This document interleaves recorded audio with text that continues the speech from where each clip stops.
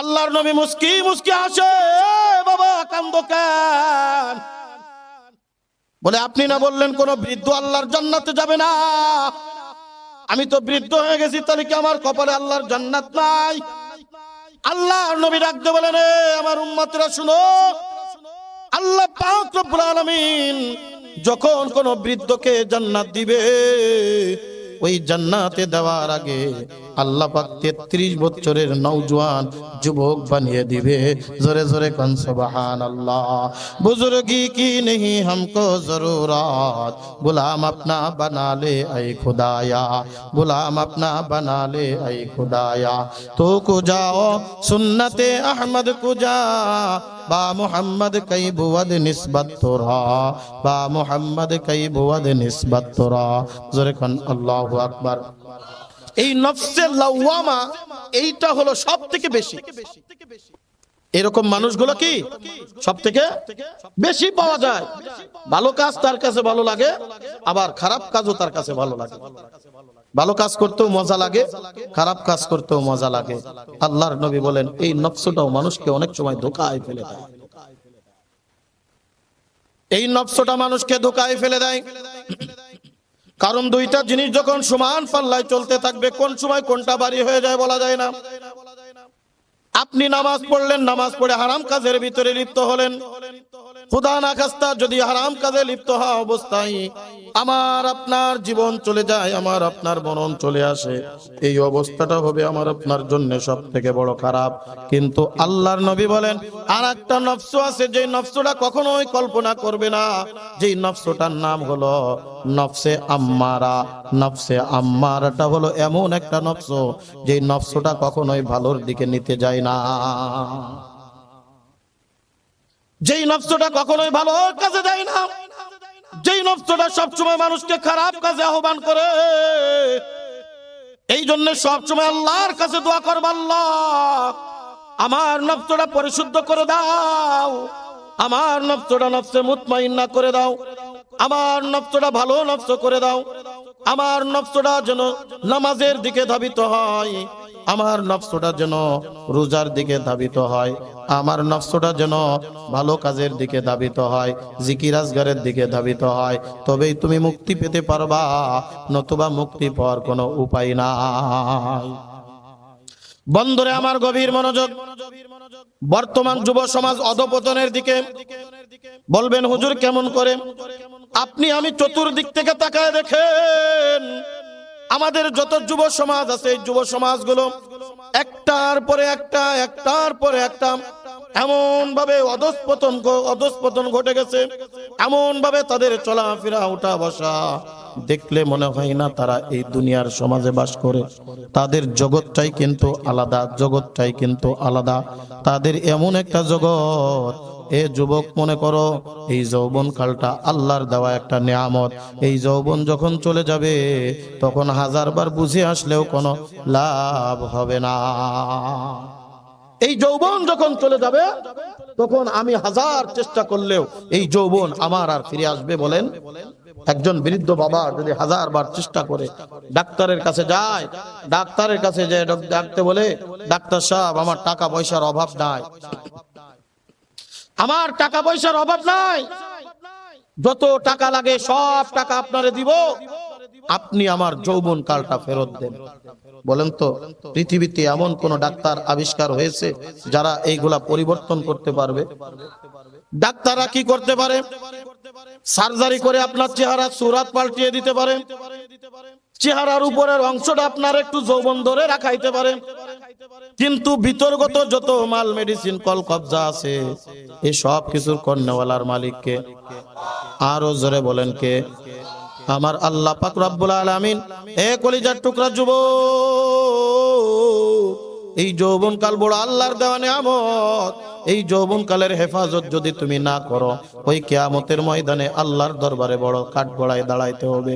আল্লাহর নবী ডাক দিয়ে বলেন, কিয়ামতের ময়দানে 5টি প্রশ্নের উত্তর না দিয়া কোনো মানুষ এক কদম সামনের দিকে আগাইতে পারবে না। তার মধ্যে একটা হলো, আমার বান্দা এ কলিজার টুকরা যুবক, তুমি যৌবনকাল কোন কাজে কাটিয়েছো? এই যৌবনকাল কি আল্লাহর কাজে কাটিয়েছো, নাকি যৌবনের তাড়নায় তুমি হারাম কাজে লিপ্ত হয়েছিলা? এই যৌবনকালে তুমি কিভাবে চলেছো? যৌবনকালে কি তুমি আল্লাহর ইবাদত করতে পারছো কি পারো নাই?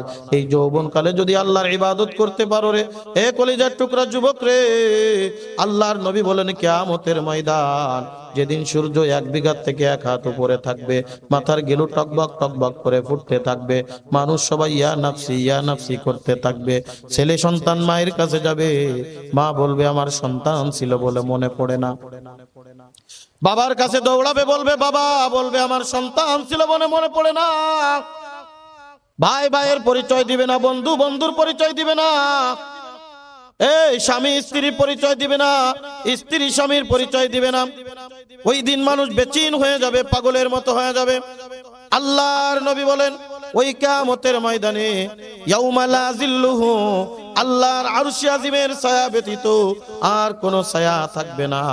ওই ছায়ার ভিতরে 7 শ্রেণীর মানুষ আল্লাহ পাক রব্বুল আলামিন যাদেরকে আরশে আজিমের নিচে ছায়া প্রদান করবে, যাদেরকে ছায়া প্রদান করা হবে, আল্লাহ পাক রব্বুল আলামিন ওই সমস্ত বান্দা বান্দীদেরকে বিনা হিসাবে আল্লাহ জান্নাত দিয়া দিবে। জোরে কোন সুবহানাল্লাহ।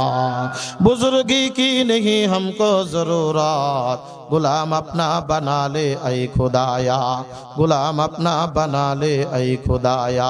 तू कुजा ओ सुन्नते अहमद कुजा, बा मोहम्मद कई बुवद निस्बत तुरा, बा मोहम्मद कई बुवद निस्बत तुरा। जोरे कन्ना अल्लाहु আকবার। আল্লাহর নবী ডাক দিয়ে বলেন দুনিয়ার মানুষ শুনো, ওই 7 শ্রেণীর 1 শ্রেণী হবে ওয়াশাবুন নাশাউ ফি ইবাদাতিল্লাহ, ওই যুবক যেই যুবক যৌবনকালে আল্লাহর ইবাদতের ভিতরে কাটিয়েছে, যেই যুবক যৌবনকালে আল্লাহর দরবারে সিজদা অবনত হয়েছে, যৌবনকালে মসজিদের মুয়াজ্জিন আযান দিলা, ওই বান্দা দুনিয়ার কাজের ভিতরে লিপ্ত হয় নাই, ওই বান্দা দুনিয়ার হারাম ফায়সা কাজ কর্মের ভিতরে লিপ্ত হয় নাই। ওই যুবক চলে গেছে আল্লাহর ঘর মসজিদে আল্লাহর ইবাদত করার জন্য।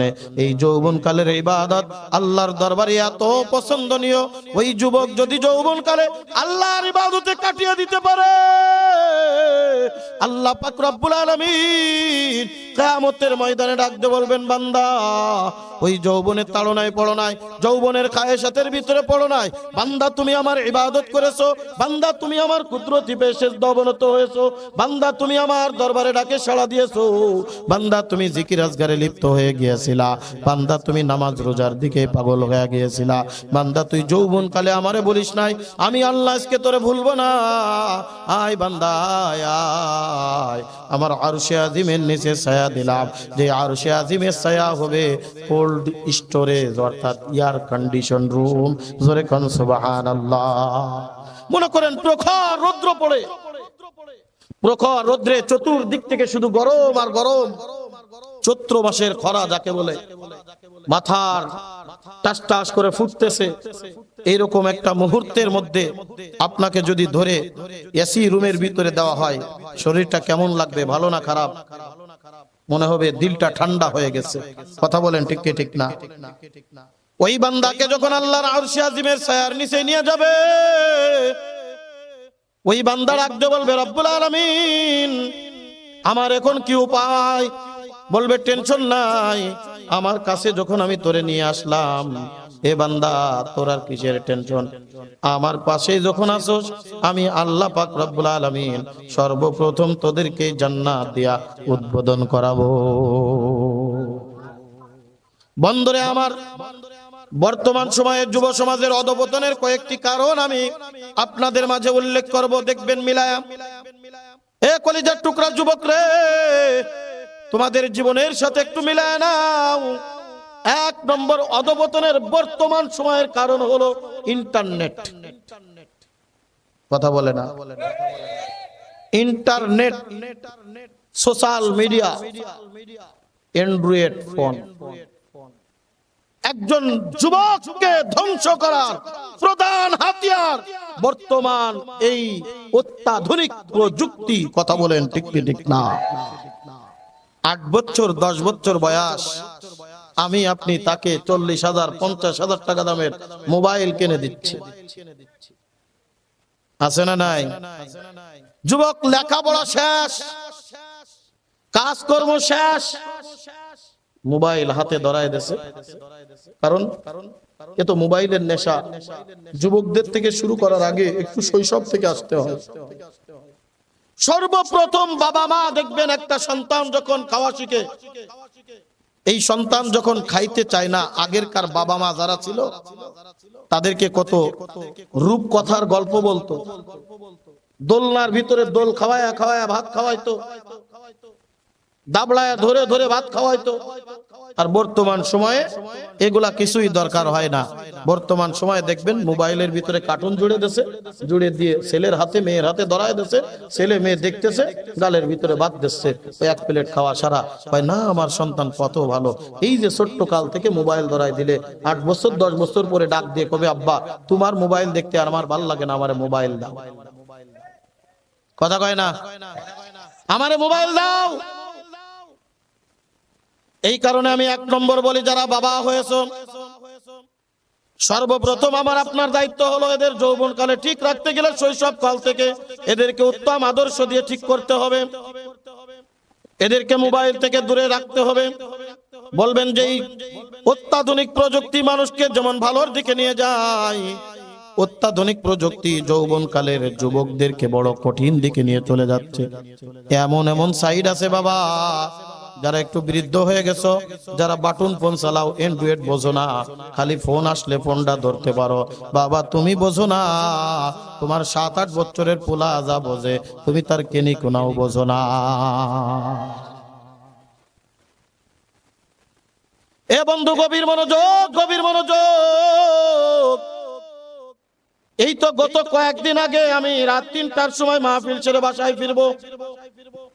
আমার গাড়ির গ্লাসটা একটু নামানো, বাসায় ঢুকতে যাব, ঠিক এই সময় পাশের থেকে একটা আওয়াজ, এই দাঁড়া, সামনে আগাবি না, দাঁড়া দাঁড়া। ড্রাইভার সাহেবরে বললাম একটু থামেন তো, মনে হচ্ছে মনে হয় কেউ বিপদে আছে, এজন্য আমারে ডাকতেছে। গাড়ির গেটটা খুইলা ডাক দিয়ে বললাম, এই কে, কার কি সমস্যা? এই যে যোগ জাঙ্গলের থেকে 4-5টা দিয়ে দৌড়। আমি বললাম কি রে, আমারে থামতে কই এরা দৌড়াই কেন? একটারে চিনছি, টেনে বললাম, এদিকে এদিকে, তুই না অমুকের ছেলে কাজী। বললাম এই রাত 3টা বাজে, এখন তোরা কনকনে শীতের মধ্যে, আমি গাড়ির ভিতরে চাদর মুড়ি দিয়ে বসে আছি, আর তুই এই সময় এই জঙ্গলের মধ্যে করসটা কি? হুজুর আব্বারের জন্য কয়েন না, একটু গেম খেলতেছিলাম। কি আছে না নাই? এ কলিজার টুকরা যুবক, আজকে মোবাইলের নেশা, ওই ফ্রি ফায়ার, বিভিন্ন গেমের পাগল। রাত 1টা 2টা 3টা খবর নাই। ওই যে বাড়িতে 500 টাকা দিয়ে ওয়াইফাই কিনে আনছো, আনলিমিটেড তোমার অফার দিয়া দিছে, 1 মাস ধরে যত ইচ্ছা তত চালাও, যত ইচ্ছা তত চালাও। তুমি তো রাত্রে এশার নামাজ পড়ে আজরে দানা তাসবিহ টিপলা, সুবহানাল্লাহ সুবহানাল্লাহ সুবহানাল্লাহ, আলহামদুলিল্লাহ আলহামদুলিল্লাহ আলহামদুলিল্লাহ করতে করতে তুমি রাত্রে ঘুমায় গেছো। তোমার পাশে 10 বছর 15 বছরের সন্তানের হাতে অ্যান্ড্রয়েড ফোন দিয়া, ওয়াইফাই কানেক্ট করে দিয়া, তোমার সন্তান যে লেপের তলে কম্বলের তলে কি করে, একটার উপর কি খেয়াল করে দেখছো? এই কারণে দেখেন না, মুক্তাগাছার মায়া আর কুমিল্লার ছেলে 2 দিন পরে দেখবেন পাগলের মতো হয়ে গেছে, আমরণ অনসুচি করা শুরু করে দিয়েছে। ওর ছাড়া আমি বিয়ে করবো না, ওর ছাড়া থাকতে পারবো না। কথা কোন ঠিক কি ঠিক না? কেউ তোদের পরিচয় কই? বলে টিকটক। আছে না নাই? এ কথা কয় আছে না নাই? টিকটকে পরিচয়, ফেসবুকে পরিচয়, মেসেঞ্জারে পরিচয়, ইমুতে পরিচয়, ভাইবারে পরিচয়, হোয়াটসঅ্যাপে পরিচয়। ছেলে হলো ময়মনসিংহ মুক্তাগাছা, মেয়ের বাড়ি কুমিল্লা 14 গ্রাম। বর্তমান তো বাংলাদেশে না, দেখবেন না পত্র পত্রিকা খুলে দেখেন, প্রেমের টানে সিঙ্গাপুরতে চলে আইছে, প্রেমের টানে মালয়েশিয়াতে হাজির, প্রেমের টানে ইন্দোনেশিয়াতে হাজির। এই আপনাদের পাশেই তো মধুপুর, টাঙ্গাইলে গত কয়েকদিন আগে দেখলাম, এই মধুপুরের একটা চলে আইছে ওই কালাঞ্চেরটা এলাকার থেকে, কি যেন নাম, উগান্ডার আশেপাশে কি যেন নাম, ওই আপনার এমন একটা এলাকাতে আইছে, আমি জীবনে নামও শুনি নাই। কি হয়েছে? ওই পরিচয় হয়েছে টিকটকে, পছন্দ হয়ে গেছে, সে চলে আইছে, এর ছাড়া বাঁচবে না, ট্রু লাভ হয়ে গেছে। যুবক, আজকে তুমি যৌবনের তাড়নায় ট্রু লাভ করছো, খবর আছে, একবার মরে দেখো, কবর একবার যে দেখো, ওই কবরের কোন লাভ পরিচয় চলবে না, পরিচয় চলবে কার? আরো জোরে বলেন কার? এ কলিজার টুকরা যুবক, আমিও তো তোমাদের মতো একটা যুবক, পা দুখানি বাড়ায় দেন যুবক, আমি জড়ায় ধরতে রাজি, এরপরেও বলি ফের ফের। আজকে যৌবনের তাড়নায় তুমি দুনিয়ার হারাম কাজের ভিতরে লিপ্ত, সঙ্গ দোষের কারণে দ্বিতীয় নম্বর যুবক যুব সমাজগুলো অধপতন হয়ে যায়। সঙ্গ দোষের কারণে আমার সন্তান কার সাথে মিলামেশা করে? আমার সন্তান কি মদখোরের সাথে মেশে, না মসজিদের ইমাম সাহেবের সাথে মেশে, নাকি মাদ্রাসার হুজুরের সাথে মেশে? কয়দিন আমার সন্তানের ব্যাপারে আমি খবর নিছি। মুরব্বী বাবা জিরারে, একটা বার বুকে হাত দিয়ে বলো তো, একটা বার বুকে হাত দিয়ে বলো, আমার সন্তান দেখি কোনোদিন আমি আদব শিক্ষা দিয়েছি? এক জায়গায় ডেকে বলছি বাসা এরকম চলা যাবে না, এরকম চলা যাবে না, এরকম করে চলো, এরকম করে চলো। এই যুবক বয়স বড় খতরনাক বয়স, এই যুবক বয়স বড় ডেঞ্জারাস বয়স।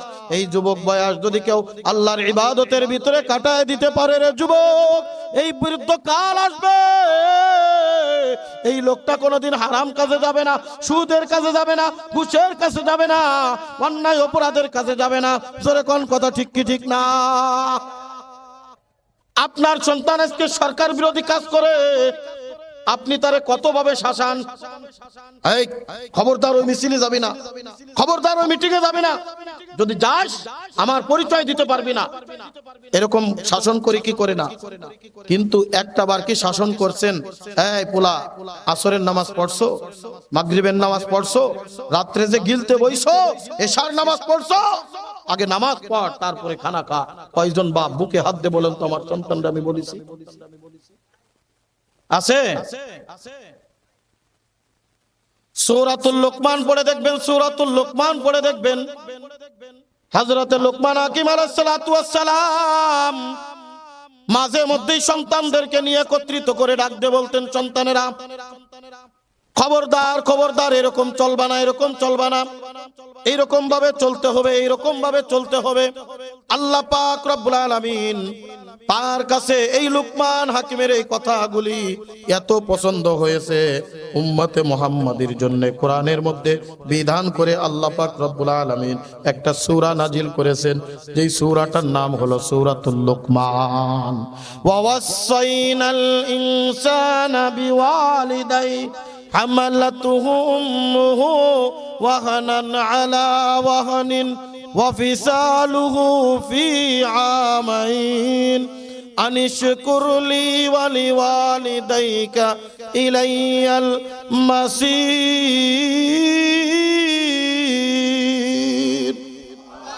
ওয়া ইয ক্বালা লুকমানু লিইবনিহি ইয়া বুনাইয়া লা তুশরিক বিল্লাহ ইন্নাশ শিরকা লাযুলমুন আযীম।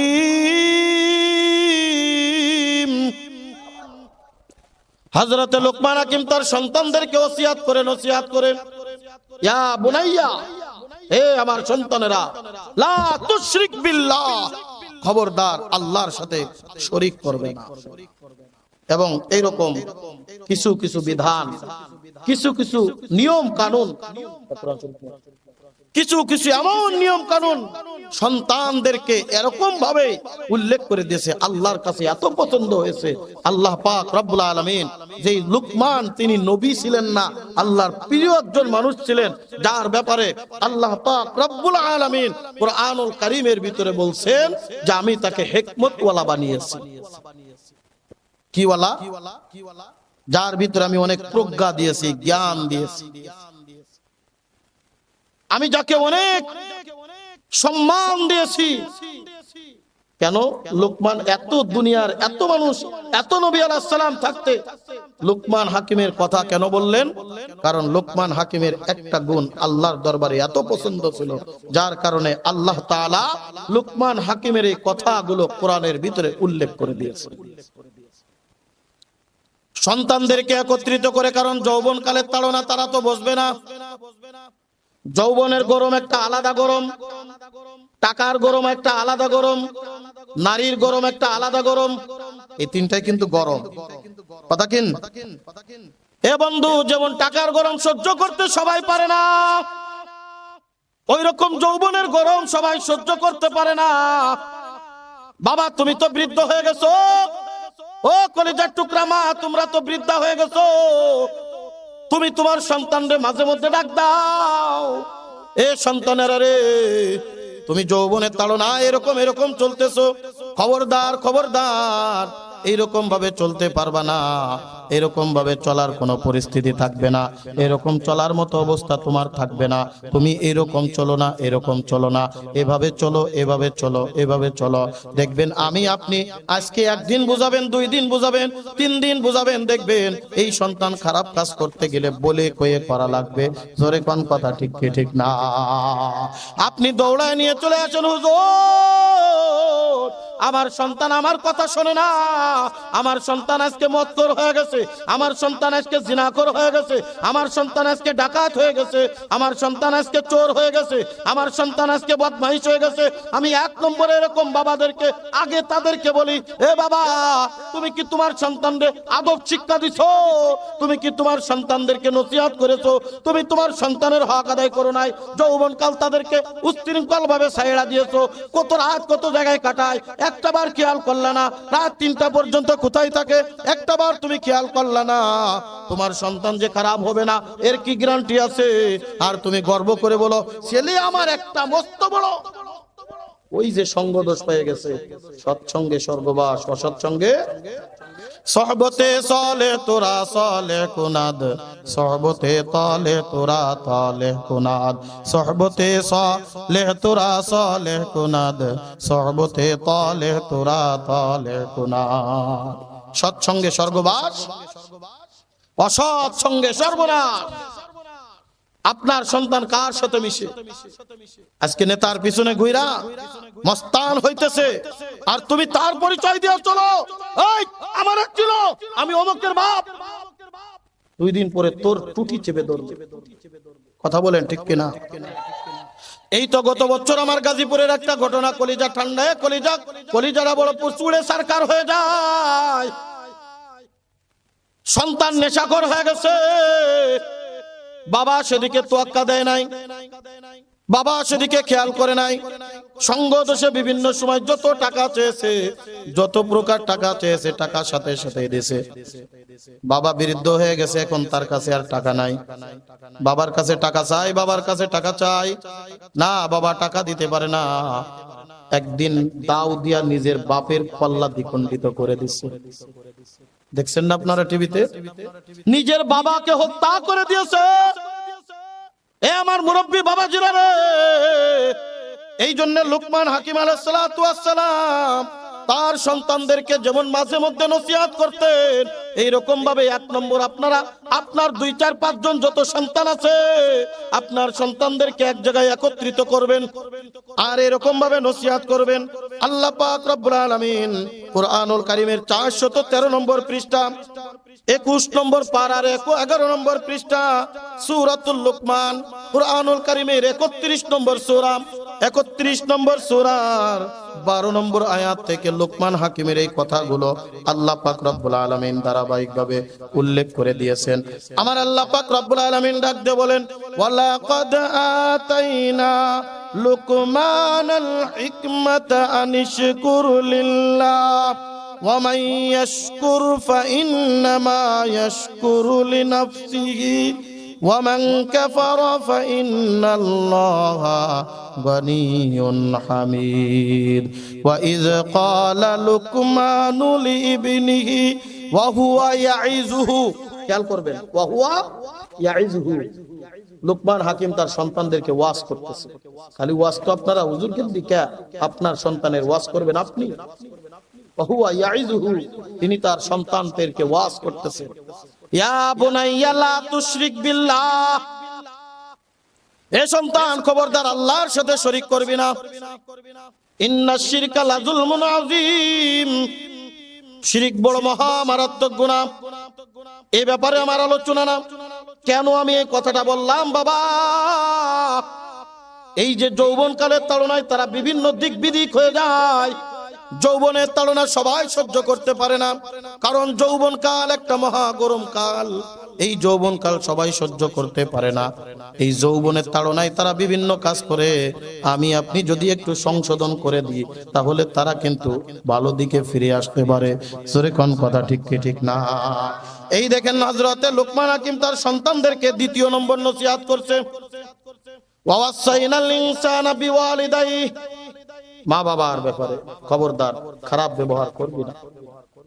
3 নম্বর নসিহত করতেছেন, ইয়া বুনাইয়া ইন্নাহা ইন তাকুম মিসকালা হাববাতিন মিন খারদালিন ফাতাকুন ফি সাখরাতিন আও ফিস সামাওয়াতি আও ফিল আরদি ইয়াতি বিহাল্লাহ ইন্নাল্লাহা লাতীফুন খাবীর।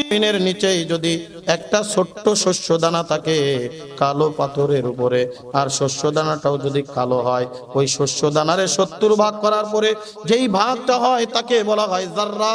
এই জাররা পরিমাণ যদি একটা শস্যের দানাও থাকে, আল্লাহ তাআলা স্পষ্ট করে দেখে। তার মানে সন্তানেরা রে, ওই গভীর রজনীতে তুমি যে কম্বলের তলে বৈশা বৈশা শুয়া শুয়া কি করতেছ, দুনিয়ার কেউ না দেখলেও দেখেন কে? আরো জোরে বলেন কে? খবরদার, খবরদার সন্তান, হারাম কাজের ভিতরে লিপ্ত হবে না। সন্তান রে, আল্লাহর চোখ ফাঁকি দেওয়া কোনোভাবেই সম্ভব না।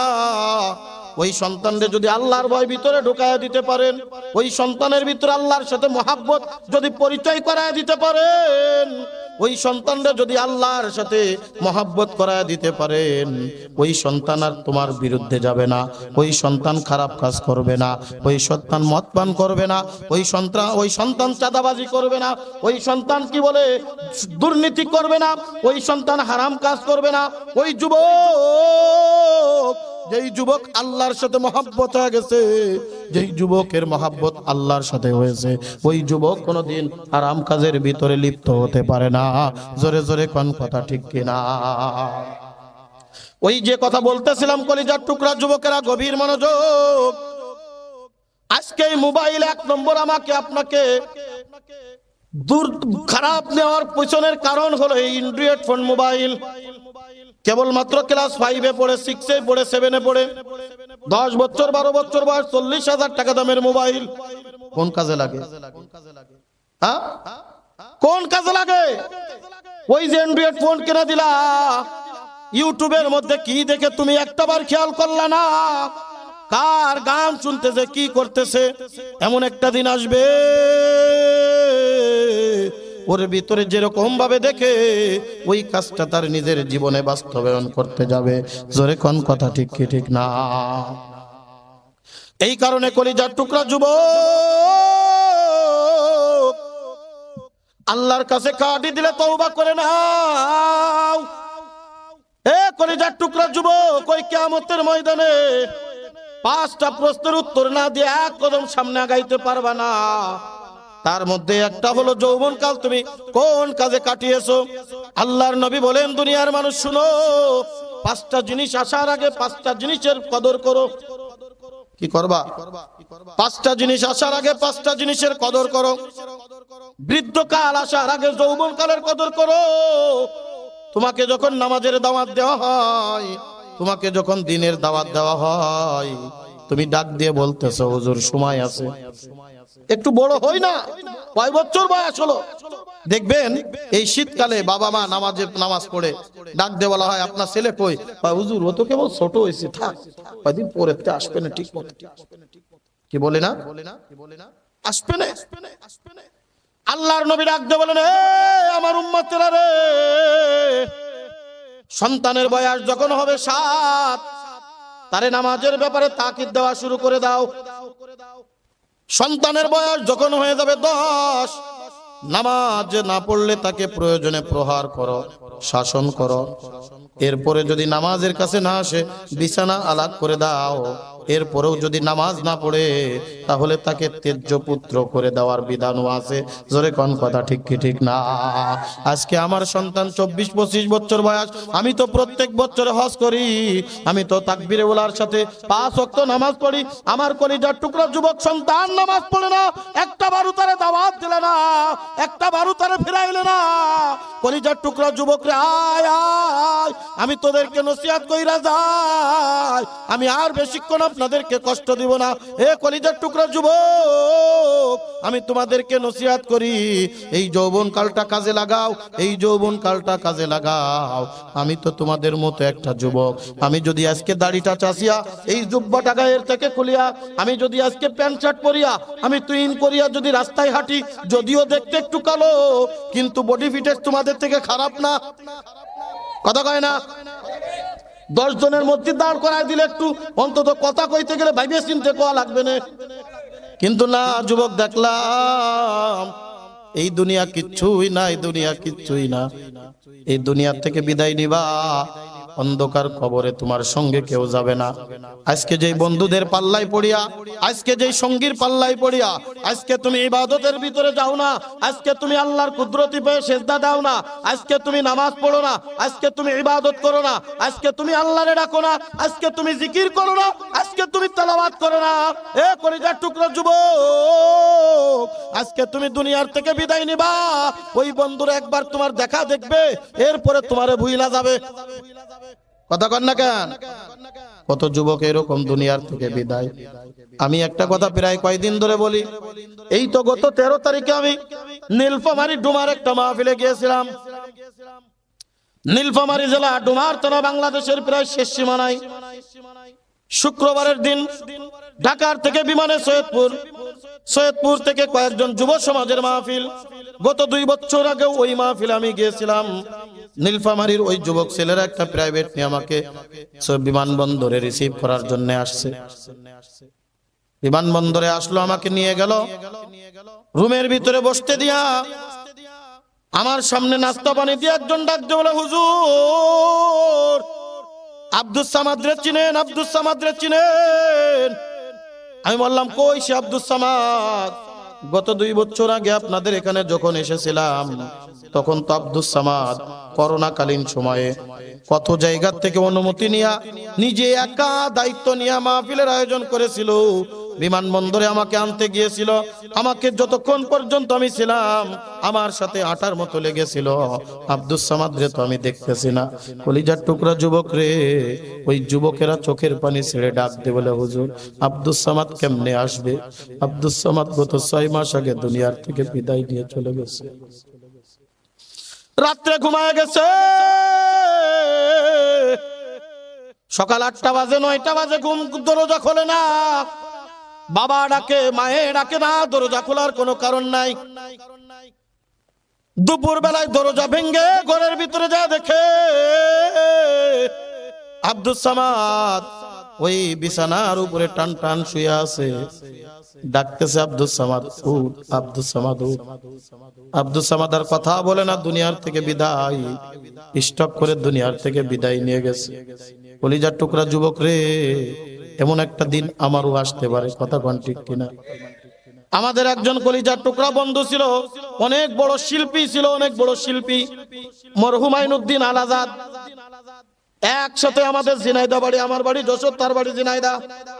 একসাথেই চলাফেরা করতাম, একসাথেই খাওয়া দাওয়া উঠা বসা করতাম। আল্লাহর বান্দা দুনিয়ার থেকে বিদায় নিয়ে গেছে। এই জন্য যখন মাঝে মধ্যে মাহফিলের থেকে ফিরতে যায় আইনুদ্দিন আল আজাদের কথা মনে পড়ে যায়। আর একজন বন্ধু ছিল মরহুম আবু জাফর যশোরী, আমার বড় কাছের বন্ধু ছিল, একই বয়সের আমরা। আবু জাফর যশোরী গত 5 বছর আগে দুনিয়ার থেকে বিদায়, অ্যাক্সিডেন্ট কইরা। এ যুবক, তুমিও চক্ষুটা বন্ধ করে দেখো, তোমার আমার বয়সী কত যুবক আজ অন্ধকার কবরে। আমি কবে দুনিয়ার থেকে বিদায় নেব বলতে পারি না রে যুবক। এ যুবক, কি নিয়ে মাওলার কবরে যাইতেছো? ওই কবরে যদি ওই কবরের ভিতরে যদি আইসা আযাবের ফেরেশতা হাজির হয়ে যায়, দুনিয়ার কেউ তোমারে ঠেকাইতে পারবে না। আজকে তুমি বিপদে পড়লে কত মানুষ সাহায্য করবে। খোদা না খাস্তা ওই অন্ধকার কবরে যদি বিপদে পড়ে যাও, ওই অন্ধকার কবরে ঠেকানোর মতো কেউ থাকবে না। এই জন্য কলিজার টুকরা যুবক তোমাদেরকে নসিহত করে যায়। এক নম্বর হলো সঙ্গ দিব ভালো মানুষের। কি মানুষের? এই জন্য বুজুর্গরা বলেন আতরের দোকানে যাবা, আতর কিনবা না কিনবা ঘ্রাণ লাগবে, কথা কয় না? আরে মুসির বাড়িতে যাবা, তুমি চামড়া কেন আর না কেন গন্ধ আসবে গায়ের থেকে, জোরে কোন কথা ঠিক কি ঠিক না? এই আল্লামা শেখ সাদি রহমাতুল্লাহি আলাইহি একদিন তিনি হাম্মাম খানায় যাচ্ছেন, গোসলখানায়। হঠাৎ করে একটা ডিলার সাথে তার পায়ের সাথে আঘাত লাগছে। ডিলাটা সিটকে দূরে চলে গেছে। ওই ডিলার থেকে খুশবু বাইর হচ্ছে, গ্রান বাইর হচ্ছে। গলে খুশবু ইদার হাম্মামে রোজে রসি দস্তে মাহবুবে বদস্তম বদু গুফতম কে মশকিয়া আবিরি কে আজবুয়ে দিলাভিজে তুমস্তম বগুফতা মন গলে না চিজে বুদম ওয়ালেকিন মুদ্দাতে বাগুল নশুস্তম জামালে হাম নশি দরমন আসর কর ওয়াগর নামন হামা খা কম কে হস্তম ওয়াগর নামন হামা খা কম কে হস্তম। আল্লামা শেখ সাদি বলেন, হে মাটির ডিলারে, তুই মেশকো নাম্বারা বল বল, তোর থেকে কেমন ঘ্রাণ কেন আসে? ওই মাটির থেকে আওয়াজ, শেখ সাদি রে, আমি মেশকও না, আমি আম্বারাও না, আমি দুনিয়ার কোন খুশবুদার কিচ্ছুই না, আমি একটা সাধারণ মাটি, আমি একটা সাধারণ ডিলা। বলে তাহলে তোর থেকে ঘ্রাণ কেন আসে? বলে ঘ্রাণ কেন আসে জানো? ওই যে গোলাপ ফুল গাছ যখন নতুন করে লাগায়, দেখবেন পানি দেওয়ার জন্য চতুর্দিক থেকে একটু উঁচু করে, এরপরে দেখবেন পানি বাইতে থাকার জন্য ওই জায়গায় পানি দেয়। যখন দেখবেন গাছটা বড় হয়ে যায়, ওই উঁচু জায়গাটা সমান করে দেয়। বলে আমি কিছুদিন পর্যন্ত ফুলের সুঘ্রাণ, ওই ফুলের সংস্পর্শ পেয়েছিলাম, এই কারণে আল্লাহ পাক রব্বুল আলামিন ওই ফুলের ঘ্রাণ আমার ভিতরে দান করে দিছে। এই জন্য কলিজার টুকরা যুবক, তুমি যখন বন্ধু বাসবা, বন্ধুটা যেন আল্লাহ ওয়ালা হয়, বন্ধুটা যেন নামাজি হয়। ওই বন্ধু নামাজ পড়তে গেলে তোমার ফোন দিবে, কই চল চল, কিন্তু না, এমন বন্ধু বাসলা যে বন্ধু তোমার সিগারেট খাওয়ায়। আরে একটা টান দে দে, একটা টান, কি হবে? কথা কয় না, কথা কয় না, যে একটা টান কি হবে? সব সময় তো খাতি করছি না, ওই যে একটা টান দিল, ভালোই তো লাগে রে, দে আর এক টান দি, আর একটা টান দিল, দেখবেন ওর থেকে বেশি খোর হয়ে গেছে। জোরে কোন কথা ঠিক কি ঠিক না? আগে খাইতো 1 টাকা দামের সিগারেট, এখন ব্যঞ্জন 15 টাকা দাম। কয় হুজুর আপনি খান? কয় না খাই না, কিন্তু দেহি তো আছে না নাই? এ কোনতে শিখছে? ওই বন্ধু কইছে এক টান দে, ওই এক টান ওর যৌবনের টান হয়ে গেছে, ও সিগারেট ছাড়া বাঁচে না। আছে না নাই? এই বন্ধু বানাও, আল্লাহ ওয়ালা বানাও, বন্ধু বানাও, নামাজি বানাও, বন্ধু বানাও, মসজিদের ইমাম সাহেবের সাথে বন্ধুত্ব করো। আরে মসজিদের ইমাম সাহেব তোরে আর যাই করুক, হয়তোবা তোরে টাকা দিয়া সহযোগিতা করতে পারবে না, মসজিদের ইমাম হয়তোবা তোর অর্থ দিয়া সহযোগিতা করতে পারবে না, কিন্তু মসজিদের ইমাম তোরে 5 ওয়াক্ত নামাজে ডাকবে, চল নামাজে যাই, চল নামাজে যাই। জোরে কোন কথা ঠিক কি না? না, ইমাম সাহেব তো সেকালের মানুষ, হ্যাঁ, ইমাম সাহেব ও চলে না। আজকে মনে করছো চলে না, এমন একটা দিন আসবে এই বন্ধুদের সাথে আল্লাহ কিয়ামতের ময়দানে ডাকবে, মান তাশাব্বাহা বিকওমিন ফাহুয়া মিন। তুমি যে কওমের সাথে সম্পর্ক রাখো, কিয়ামতে তার সাথে উঠবে। তোমার বন্ধু কেডা? তোমার বন্ধু কেডা? তোমার বন্ধু কি ওই ডিপজল মার্কা লোক? তোমার বন্ধু কি ওই বিড়িখোর? তোমার বন্ধু কি গাঁজাখোর, তোমার বন্ধু কি মদখোর, তোমার বন্ধু কি হারামখোর, তোমার বন্ধু কি সুদখোর, তোমার বন্ধু কি ঘুষখোর, তোমার বন্ধু কি হারামখোর, এই হারামখোরের সাথে যাবি জাহান্নামের পথে ধরবি, আর ইমাম সাহেবের সাথে থাকবি, উলামা ইকরামের সাথে থাকবি, জান্নাতের পথ ধরবি। জোরে কোন সুবহানাল্লাহ। সহবতে চলে তোরা চলে কুনাদ, সহবতে তলে তোরা তলে কুনাদ। এই জন্য সঙ্গী বানাবো, 1 নম্বর সঙ্গী চুজ করব, সঙ্গী চুজ করব ভালো না খারাপ। কথা বলেন, ভালো না খারাপ? ভালো বন্ধু পাইলে আমার আপনার জীবন পরিবর্তন হয়ে যাবে, আর খারাপ বন্ধু পাইলে সেখানেও পরিবর্তন হবে। সেই পরিবর্তনটা ভালো না খারাপ। কথা বলেন ঠিক কিনা? দ্বিতীয় নম্বর বন্ধু, গভীর মনোযোগ, এ কলিজার টুকরা বাবা, তোমরা মাঝে মধ্যে সন্তানদেরকে নিয়ে বসবা, বড় ভাই ছোট ভাইদেরকে নিয়ে বসবা। এ পর্দার অন্তরালের মা, তোমার সন্তানদেরকে মাঝে মধ্যে নসিহত করবা। অহংকারী করবি না, খারাপ কাজ করবি না, সুদ খাবি না, ঘুষ খাবি না, অন্যায় পথে চলবি না, অন্যায় কথা বলবি না। মানুষের সাথে যখন কথা বলবা, ভালো ভালো কথা বলবা। গুনাহ মাফ করে দিবেন কে? আরো জোরে বলেন কে? ইয়া আইয়ুহাল্লাযীনা আমানুত্তাকুল্লাহ ওয়া কুলু কওলান সাদীদা ইউসলিহ লাকুম আ'মালাকুম ওয়া ইয়াগফির লাকুম যুনুবাকুম ওয়াল্লাহু গফুরুর রহিম। আল্লাহ পাক রব্বুল আলামিন ডাক দেওয়া দুনিয়ার মানুষ শুনো, 1 নম্বরে আল্লাহর উপরে ঈমান আনো, দ্বিতীয় নম্বরে হলো আল্লাহর উপরে তাকওয়া অর্জন করো। আর তোমরা যখন কথা বলবা, খবরদার খবরদার ফাহেসা কথা বলবা না। দেখবেন যৌবনকালে গালিগালাজ করে বেশি, কথা কয় না? যৌবনকালে জবান চলে বেশি, হাত চলে, জবান চলে, পাও চলে, এগুলা চলে বেশি। আজকে তুমি যৌবনের তাড়নায় পড়ে একজনের উপরে জুলুম করলা রে যুবক, কথার মাধ্যমে কাজের মাধ্যমে জুলুম করলা। এ কলিজার টুকরা যুবক, মনে রাখো, ওই অন্ধকার কবরে যদি আমার আল্লাহ ধরা কইরা বসে, বাঁচার কোনো উপায় থাকবে না, বাঁচার কোনো উপায় থাকবে না। এই কারণে কলিজার টুকরা যুবক, জবানের হেফাজত করবা, জবানের হেফাজত। এই জবান দিয়া খারাপ কথা বলবো না, এই জবান দিয়া হারাম কথা শুনবো না, এই জবান দিয়া খারাপ কাজ করবো না। কানের হেফাজত করবা, পঞ্চ ইন্দ্রিয়র হেফাজত করবা। কলিজার টুকরা যুবক রে, যখন তোমার কথার জবান হেফাজত হয়ে যাবে, অন্যান্য সব আমলগুলো আল্লাহ পরিশুদ্ধ করে দিবে। আল্লাহু আকবার। ইউসলিহ লাকুম আ'মালাকুম, আল্লাহ পাক রব্বুল আলামিন বলেন, আল্লাহ পাক রব্বুল আলামিন তার সব আমলগুলো পরিশুদ্ধ করে দিবে। আল্লাহর নবী বলেন, আমার উম্মতেরা রে, তোমরা 2টা জিনিসের হেফাজতের ওয়াদা দাও, আমি আল্লাহ, আমি রাসূল তোমাদের জন্য জান্নাতের ওয়াদা দিয়া দিলাম। 1 নম্বরে হলো 2টা নরম জায়গার হেফাজতের জিম্মাদার। 1 নম্বরে হলো জিহ্বা, দ্বিতীয় নম্বরে হলো লজ্জা স্থান। এই 2টা জায়গার হেফাজতের জিম্মাদারি দাও, আমি আল্লাহ পাক রব্বুল আলামিন। মিথ্যা কথা বলবো না। আল্লাহর নবী একদিন রাত্রে ঘুমিয়ে আছেন, জিবরিল আমিন আর মিকাইল আলাইহিস সালাম 2 জন হাজির।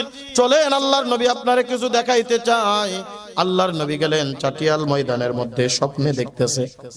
নবীদের স্বপ্ন কিন্তু ওহী। আমরা স্বপ্ন দেখি, শয়তানে দেখায়, আর নবীদের স্বপ্ন আল্লাহ স্বয়ং দেখায়। আল্লাহর নবী বলেন, আমি দেখলাম একটা মানুষ এরকম বসা, জিহ্বা, আর একটা মানুষ তার জিহ্বা টেনে বাহির করে ফেলছে, হাত পর্যন্ত লম্বা করে ফেলছে। জাহান্নামের কেসি, লাল টকটকে কেসি দিয়া ওই বাদ্দার জিহ্বা কেটে টুকরা 2 ভাগ করে ফেলা হচ্ছে। ওই আল্লাহর বান্দা এমন ভাবে চিৎকার করতেছে, মাশরিক হইতে মাগরিব, শিমাল হইতে জুনুব পর্যন্ত থর থর থর থর করিয়া কাঁপে। আল্লাহর নবী বলেন, আমি চমকে উঠলাম, এই রকম আযাব তারে কেন দেওয়া হয়, এই রকম আযাব তারে কেন দেওয়া হয়? ওই জিহ্বাটা শুধু কেটে দুইটা টুকরা করছে এরকম না, দুই পাশ থেকে চিরা ফেলা ওই জিহ্বাটা পিছন পর্যন্ত নিয়ে পিঠের সাথে জাহান্নামের পেরেক দিয়া পুঁততেছে। বান্দা চিৎকার করতেছে। আবার যখন এই পাশটা ধরতে গেছে, এই পাশ আবার আগের মতো ভালো হয়ে যাচ্ছে, আবার জিহ্বা সুন্দর নতুন আবার কাটতেছে। অনেক লম্বা চওড়া হাদিস, বুখারী শরীফের হাদিস। আল্লাহর নবী সর্বশেষ বলতেছেন, কি ব্যাপার বলো বলো। আল্লাহর নবী ডাকতে বলেন, আপনি প্রথম যেটা দেখছিলেন জিহ্বা কর্তন করা হয়, এই লোকটা যদিও একটু ভালো মানুষ ছিল কিন্তু জবান ঠিক ছিল না। কি ছিল না? জবান ঠিক ছিল না। কথায় কথায় মিথ্যা কথা বলতো, কথায় কথায় ফাহিশা কথা বলতো, কথায় কথায় হারাম কথাবার্তা বলতো, কথায় কথায় কাজাকাজি গালাই গালাজ করতো। কি করতো? আছে না নাই? এই কথার কারণে হাসতে হাসতে মানুষ জাহান্নামে যাবে। জোরে কোন নাউজুবিল্লাহ। আমি যখন হাদিসে পড়লাম হাসতে হাসতে জাহান্নামে, মানুষ কি আগুনের ভিতরে কেউ হাসতে হাসতে পড়ে? বলেন, কথা বলেন। কষ্ট হচ্ছে আপনাদের? রাগ করছেন? হাসতে হাসতে জাহান্নামে যাবে, তার মানে মানুষ আগুনের ভিতরে যখন পড়ে তার মনটা ব্যথিত হয়ে যায়। তখন এই যে বর্তমান অবস্থা দেখে আমার মনে হয় আসলে এটি কথার ভিতরে কোনো সিরি নাই। গালিগালাজ করতেছে, একজন আর একজনকে গালিগালাজ করে, এটা গুনাহ মনে করে না? কথা বলে ঠিক কি ঠিক না? গুনাহ মনে করে না। অমুকের বাচ্চা তমুকের বাচ্চা বলে গালি দেয়, এগুলো স্বাভাবিক, কমন হয়ে গেছে, কমন। এগুলো একজন মানুষের কাছে ইজি হয়ে গেছে। আল্লাহর নবী বলেন, তুমি নরম জায়গার হেফাজত করো, জবানের হেফাজত। এ কলিজার টুকরা যুবক, খবরদার খবরদার, এই জবান দিয়া ফাহিশা কথা চলবে না, এই জবান দিয়া হারাম কথাবার্তা চলবে না। এই জবান দিয়া যদি কিছু বলতে হয় বলবো কার নাম? আল্লাহ আল্লাহ আল্লাহ। আমার আল্লাহ পাক রব্বুল আলামিন ডাক দিয়ে বলে, দুনিয়ার মানুষ শোনো, তুমি যদি আল্লাহর দরবারে কাট ইমানদার হইতে চাও, এক নম্বরে তুমি জবানে জিকির করবা আল্লাহর।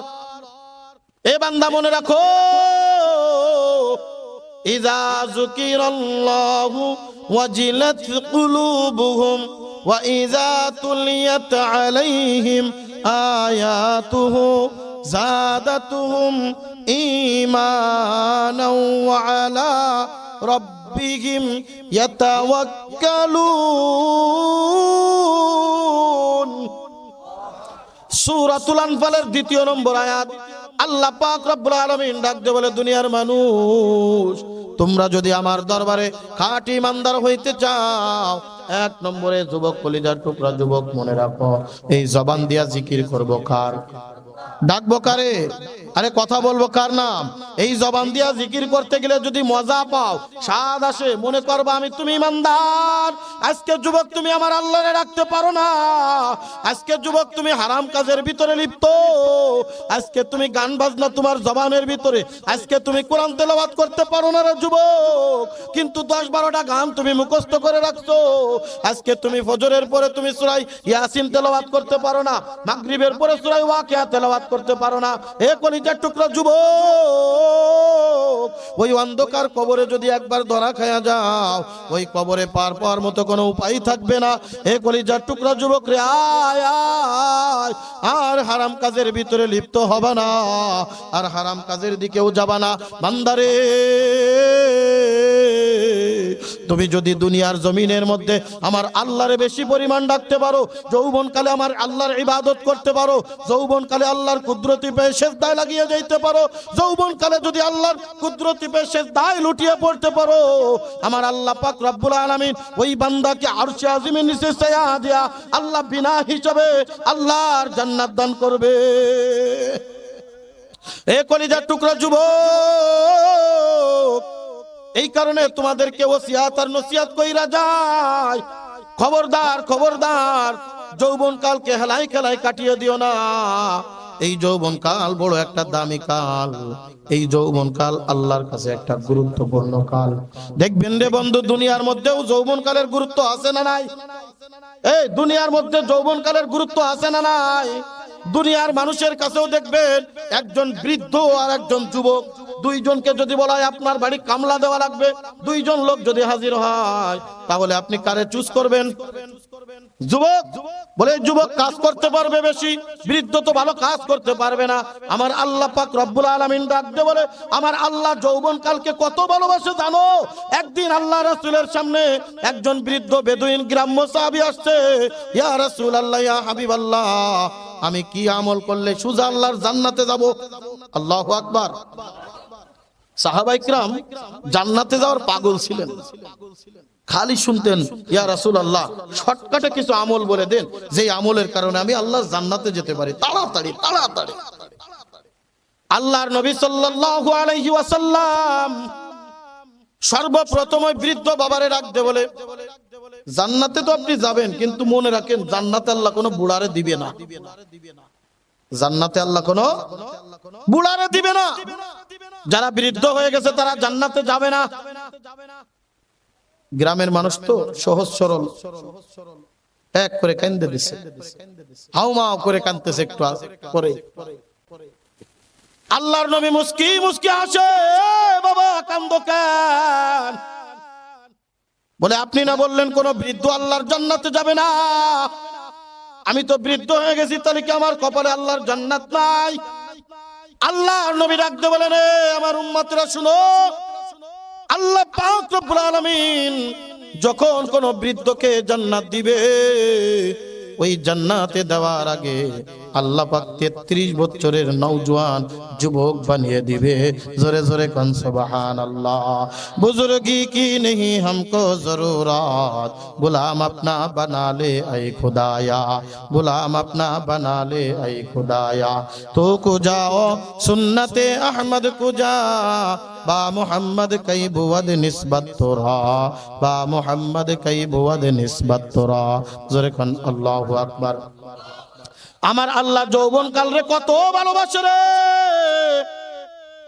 আমার আল্লাহ যৌবন কালকে কত মহব্বত করে। বৃদ্ধ বাবাদেরকে জান্নাত দিতে গেলে যৌবন কালে পাঠাবে। এই যৌবন কালের তাড়না বড় কঠিন। এই যৌবন যারা হেফাজত করে রাখতে পারবে, এই যৌবন কালে যারা আল্লাহর ইবাদতে মগ্ন হয়ে থাকতে পারবে, এই যৌবন কালে যখন মসজিদের মুয়াজ্জিন আযান দিয়া ডাক দিবে, হাইয়া আলাস সালাহ হাইয়া আলাল ফালাহ, বান্দা আয় নামাজের দিকে আয়। এই যুব সমাজ যদি নামাজে চইলা যায়, আমি এই জন্য একটা কথা বলি, যুব সমাজ যদি ভালো হয় এলাকা ভালো। কথা কয় না? যুব সমাজ যদি দিনদার হয়, এলাকার মানুষ দিনদার হতে বাধ্য। আর যুব সমাজ যদি খারাপ হয়ে যায়, এলাকা নস্যাৎ হইতে বেশি দিন সময় কিন্তু লাগবে না। জোরে কোন কথা ঠিক কিনা? এই কারণে যৌবন কালের হেফাজত করে রে বাজান। এই যৌবন কাল আল্লাহর বড় নিয়ামত।